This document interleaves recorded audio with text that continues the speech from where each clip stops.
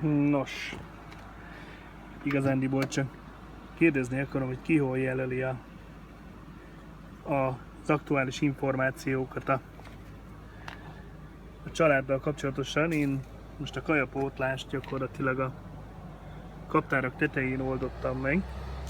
Most megpróbálok egy kicsit belenézni úgy, hogy ne egyenek meg füst nélkül. Nézzük, mit mutatnak. Hoppá, már figyelnek is. Nézzük, hogy néz ki egy család most nálam, ahol pótolni kell az eleséget.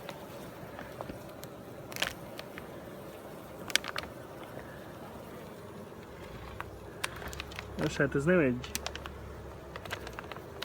über erős család. Itt látjuk oldalt az etetőt. Ó, már mindjárt jönnek is, jól van. Lecsukjuk, hadd nyugodjanak meg.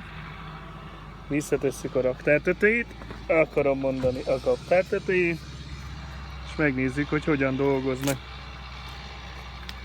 Így 6 óra magasságában a lányok.